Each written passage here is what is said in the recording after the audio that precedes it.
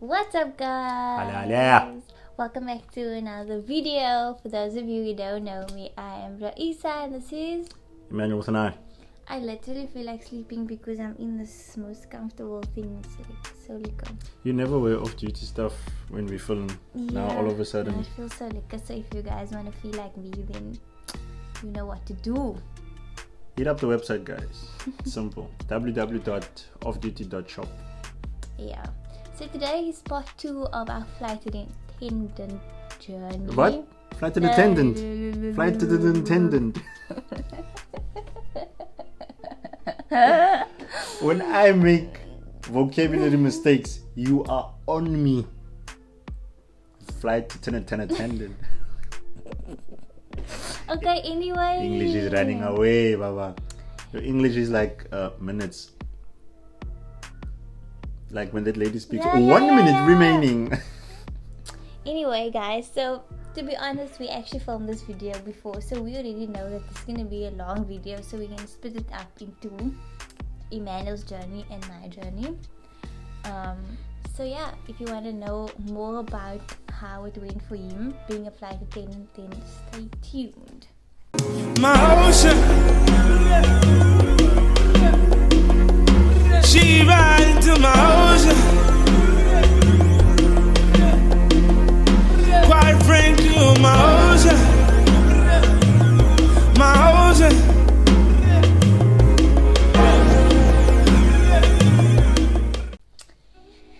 Okay, so where do you want to start? Oh, by the way, I just wanted to say this, just so, because when we talk, they need to know this. And we left it out in the previous video.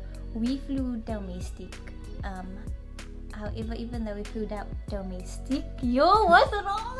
Your English has depleted. Please load English. Even though we flew domestic, we still stayed over in different provinces. The longest we stayed over in a different province was 3 days, no? 2 nights, 3 days. Yeah. Also, there was a Cape Town base and a Joburg base, and it wasn't like you don't see the people for long. You literally see everyone all the time. You fly with the same people all the time. He flew out of Joburg and I flew out of Cape Town. Bobby. However, your last 2 years of your career was in Cape Town, no? The last 2 years. Yeah, okay. So now that you know and understand, because we're going to talk about like night stops, that means that we were staying over in a different city. Okay, take it away. What do you want me to say? My experience. Did you like being a flight attendant? What made you continue being a flight attendant? Like, what was the journey like? I'll be brutally honest with you. I never liked being a flight attendant. Not because the job sucked. No, it was okay. I mean, it wasn't my passion. It wasn't something I've always wanted to do. I just saw an opportunity and I took it. Applied for a license, went to a flying academy, got my CAA license, and yeah, got the job. I love the fact that I traveled. It opened up a huge perspective for me, meeting different ethnic groups, different races, different people, celebrities, opportunities, networking. So that aspect I loved, but the job itself, nah. And it wasn't a difficult job to do. It's like one of the easiest jobs to do, honestly. Came with a lot of baggage. For me, no, it didn't, because one thing that a lot of people don't know is that you get tested by your colleagues big time when you're in the aviation industry. So if you don't have crocodile skin, you're in trouble. Now you see me, ek het nou by bek geval. Praat ek, wat sê jy? Huh? So I was one of those I give respect, and I would expect you to reciprocate that. And I didn't allow people to bully me or speak down upon me. I was very verbal, respectfully, of course. But yeah, if you're a softie, like other people, we won't mention names, follow my eyes. But yeah, my experience, I had fun. To be honest, it was my playground. Aye. We'll talk about that in a bit. It was my playground, but the job itself, nah, I never felt it because, like I said, the job was okay, it wasn't difficult to do. I was just the ambitious type. I always had a dream outside of being a flight attendant. To me, it was purely just a job, an income, that's it. But I had fun, a whole lot of fun. What kind of fun? Why? Okay, here's where I step in. This is why we are not married, because of such behavior. Yes. Okay, so when I asked people, who's this Emmanuel with an I, because he keeps liking my pics and stuff, I was like, who is he? And he kept you know what he kept doing now? He didn't even meet me yet, but he would comment under my pictures. Guess what he would comment? Come on. Guess what he would comment? Don't make it seem as if I was commenting on a regular. It was like once or twice. Okay, but guess what? Guess what he was commenting? An aircraft. And like how? We were together. We must stick together. I wanted to say same WhatsApp group, Mus. Me and you, we say WhatsApp group. Like how more obvious can you be? He puts like a plane under my selfie. Like, what do you want me to say, bruh? Well, it worked. Look where she is. She landed on my tarmac. Anyway, so I was always like inquisitive, and this is where like the tea and the juice that you all are here for. And you must say the truth of chest. Say it's chest. Emmanuel was someone that was like always spoken about, and never like in a good way. Really? Yeah, like in terms of like girls and stuff. He was known as like this player boy and taking girls to his room. Like that's literally what people said. Why must you pull that face? Because it's not true. Yeah, that's why okay. I'm pulling my face. So I'm just saying that is what you asked me why I pulled my face and I answered you. And he was like, everyone like spoke about him and inappropriately, and I was just like, not my type, never gonna happen. But anyway, elaborate. You weren't my type either, just so you know. And girls were fighting over him. Yeah, let's talk about that. So, girls were physically fighting over him. Don't make it air. Okay, so you explain. Why are you bringing up my dirty laundry? That's the tea that they're all here for. We're speaking about inside of the aircraft, not outside of the aircraft. No, it's your journey as a flight attendant and how we came about and all of that. It wasn't as bad as you making it seem. Like I was naughty, yes, but I was well in my rights to be naughty. I used to always say this to people, that I have license to do that because I don't belong to anybody. I don't have a partner to answer to or to cheat on. So for me, I made it very clear to my ex-partners that listen, I'm not looking for a relationship. This is what I'm looking for. I made it clear, or I thought I did. But along the way, look, it's not something I'm proud of, but I realized later that, females, no matter how they say they want to just have fun with you and all that, there's always going to be feelings involved at some point, for guys too, but mostly you guys.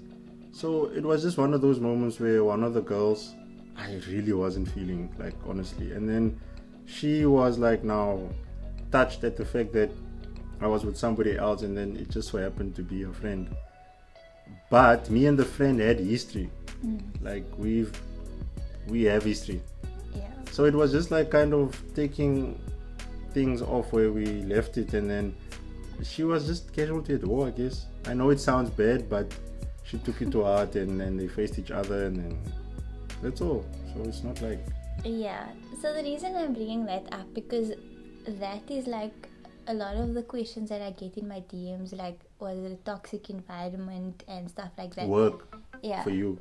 Yeah, like being a flight attendant, like, we have that stigma that we sleep around, and that's the reason why I'm bringing it up. Sorry, but to be honest, like, even though those things happen, it kind of is really just up to you whether it's gonna be toxic for you or not. I think, like for you, I don't think it like affected you that much. Whereas for me, it really affected me. What was being said about you? Yeah, or about like me? all the toxic things, and you know, like even what was being said about you when we started dating. It was really toxic, and I think that comes with the environment of being in this group of people that like my other friends that weren't flight attendants didn't understand my life, so therefore I would stick with people that were flight attendants, and that's where it kind of gets a bit tricky, because now like your personal life and your work life is like kind of like involved, or like people try and become involved, and like when things happen on flights, it's not like you can walk to your office and you can walk to your office. You just have to stick it out. So I'm really like proud of Emmanuel, because he didn't let anything get to him, and there were things that were being said that were like crazy, but he just went with it and had fun with it, and he was actually he was kind of what people thought the flight attendant was. He was living out that life, which I'm glad he did, because now that he's with me, it's like he don't list for it, no? Yeah.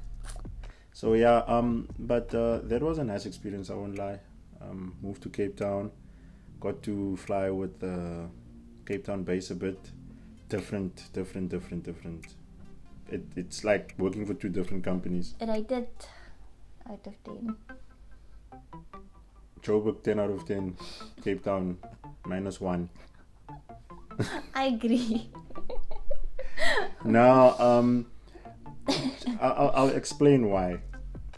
I learned very quickly that in Joburg, every single person, no matter your color, no matter your ethnic group, it doesn't matter. It's family orientated in Joburg. Cape Town, very cliquey. People have been working in the same base for years, but you find this clique and this clique. As it is in Cape Town in general. Yeah, and then when you get on board, nobody gets along. Those people stay at the back of the aircraft. You know what I mean? Where I knew that theory was confirmed was when I worked for the other airline. So I moved back to Joburg because I got the new job. Flew out of Joburg for 3 years, and then moved to Cape Town, back to Cape Town again. And then I saw the very same thing, the clicks and so I thought, okay, so it's a Cape Town thing. It wasn't a ex-job thing. So I was like, okay. So when I like moved around here in Cape Town from Somerset West to the north and then to the south, I could see the difference. I was like, okay, so it's a Cape Town thing. Yeah. What was your worst flight? Worst flight was when I had a death on board. That was no, I'm lying. Worst flight, I don't even know if it counts as a flight. The day I found out my mom passed away, I was in a hotel in Durban. I remember that day so clearly. Yeah, that was the worst.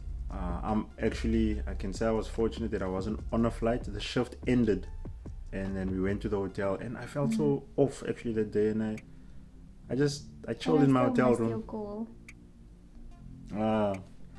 Chilled in the hotel room. So I think that was the worst in my career. I think, that's when I reached my limit of flying. Then I was like, I was done. I couldn't face people anymore. I wasn't the funny person that people knew me to be and all of that. But prior to that actually happened on the flight was a death on board, where we lost a gentleman. He got a heart attack on board. I don't know what happened. He was chilled. He was super cool because I briefed the overwings that day. You guys remember what an overwing briefing is? I briefed the overwings that day. He seemed chilled and he was responsive and everything. And then people just was like ringing the doorbell to say, hey. I'm just gonna open the door for my cat. This cat. Hey! Cat! Yeah, so the poor gentleman passed away. People were ringing the doorbell. Hey, something's wrong. And the doorbell. not the doorbell. What's it called? Call bell. bell. I Your forgot. English has It's run not out. English. I just forgot what it was called. Yeah, got him out of his seat, started doing CPR in the Pumping. middle of the aisle. Dragged him to the back, just took initiative, and then so the aircraft diverted, the captain diverted, and we landed in George. I think we were on our way to Cape Town or something. Yeah, and we diverted to George. Boom, boom, boom, boom, boom, boom. Don't laugh. They man. don't know what pump is. Oh, pumping in aviation is called CPR. It's a code word for us. Pumping is in Literally South pump. Africa is something else. But In your mind. they mean Oh man. Yeah, but the gentleman unfortunately passed away. Like two of my colleagues had to go for counseling and stuff. They had to ask me, "You gonna go because you were pumping?" So I'm like, "No, I didn't kill him."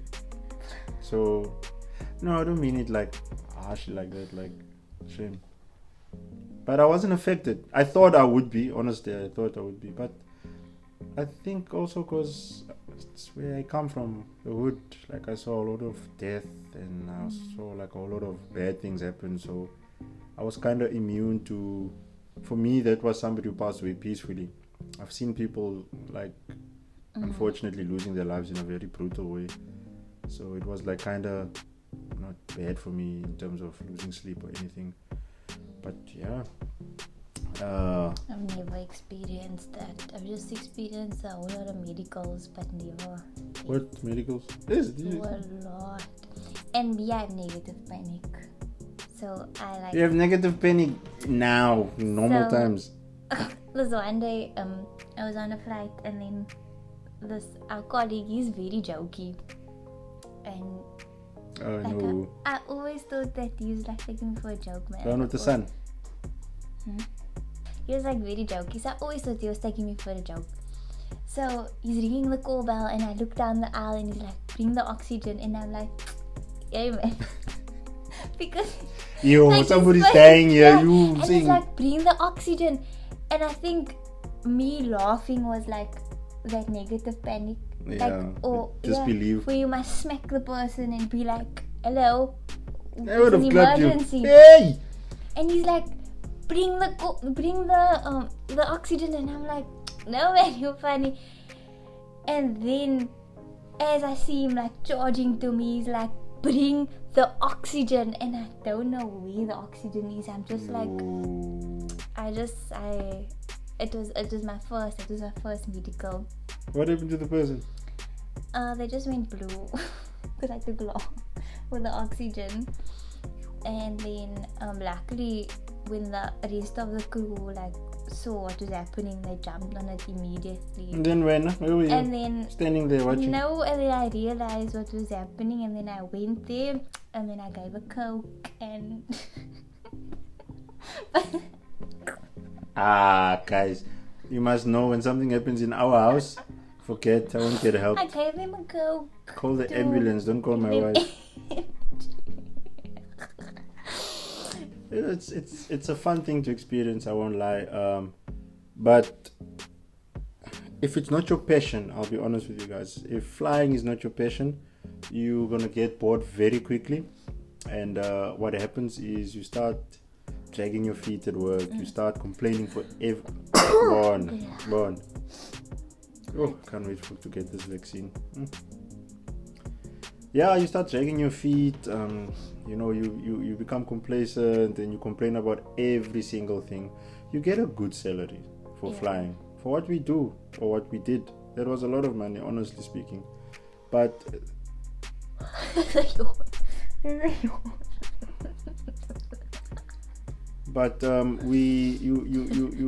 you start complaining about that also. It's not enough money. But then you forget that what you do is actually not that remarkable, you know. So that's the unfortunate part when you decide to become a flight attendant and it's not your passion. I think when it really kicks in only is when something's going wrong. That's when you become like a flight attendant, because that's your actual purpose. People don't understand that the purpose of a flight attendant is to be a safety officer, is to be the doctor on the flight, all of that. So when you're not doing all of that, you literally just serving people. But it's really when shit hits the fan that you can really see, yo, that's a flight attendant. That's the only time when people actually realize what a flight attendant is capable of, what they're actually there for. Every single person that flies thinks that excuse me. Nah. You infected me now. Oh. Every single person who flies thinks that flight attendants are just there to serve. Pretty dolls who's just there. I mean, you can see the doll face. You know, we're just there to serve chicken and beef. And we don't even serve chicken and beef. It's mostly chicken, yes. It's maybe chicken and veg, yeah, or meat and veg. Yeah, it's chicken and veg. Stop saying chicken and beef. Hey, that's outdated. Maybe overseas. But yeah, that is not what flight attendants do. If you have time, just go on YouTube and look at the intense training that flight attendants have to go through. Get a heart attack or get a stroke or get something on the flight, then you'll see what a glorified waiter is capable of. We go through immense training, or we went through immense training. It was a lot. But yeah, I think your journey as a flight attendant was a very positive one. Why? Even though you didn't compared to me, his story was a very positive one, and even though you didn't like the job, it was what you had to do. And I think people can take that away from both of our stories when I do tell mine, is that sometimes there's things in life that you want to do and there's things in life that you need to do. And even though you didn't like being a flight attendant, you were very good at your job. I think you are someone that blooms where you planted, and you do the best at everything, even with off duty. Like, even though you knew nothing about clothing, you really just put your clothes in there and you did your best. So I think that's a good life lesson for anyone that's watching this and that's currently. That's nice to hear. Nobody ever said that to me actually. Yeah. But now that you're saying it, I'm kind of thinking nobody can actually say that I hated being a flight attendant. Yeah, because you've never shown it, and you knew why you were doing it. Like, things can't just get handed to you. You have to work for it, and I always believe that us being flight attendants prepped us for this phase now that we're in, because there was a lot of things in the company that we were not happy about, and now we know that when we have employees, and we would never treat them that way, and it wouldn't be just a number. So that is very important. So I'm really proud of you, and you were really a light in my life when I was a flight attendant. Shukran, baby. Just because you were so Emmanuel, this was a day in his life now. Wake up late, be late for work, drive to on work, time, play the music loud, hyping himself up. But I think that was your coping mechanism. He would hype himself up, the music will be loud, he's dancing, and this would be 4 o'clock in the morning. Yeah, and for someone like me that hated my job and that would cry before I went to work, to see him do that. When I started going to work, I would play the music loud in my car, and it was kind of an example for me to just do my best no matter what I'm doing. So he plays music loud. Literally, when he walks into the briefing room, he wakes everyone up. He's just away Owens, away brothers, and just liquor man, polishing his shoes there, use the same brush to brush his hair, that was you, so get onto the flight. The way he spoke, I remember if it's an old lady, it'll be good morning young lady, how are you doing? If the Chinese people don't understand us, and he's away. He made the best of his situation, and that's really that's actually why I might have fallen in love. Don't lie. You fell in love because. But even more, that's what I meant. Like Yeah, okay. watching you and. Why have you never said these things before? I do, man. He was like, you were kind of like training me without you knowing.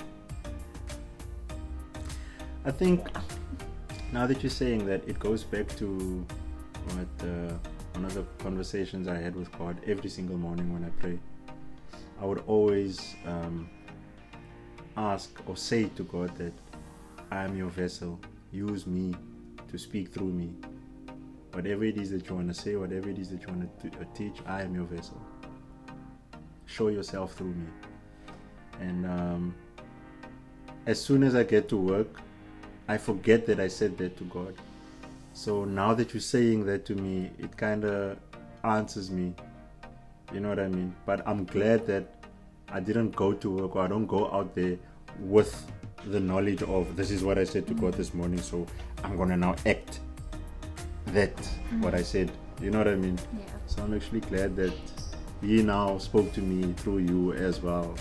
Touche. It's my brother, that one. My brother. Okay. So, you think we can end it there? Yeah. No, thanks guys. This was more than inspirational. Yeah.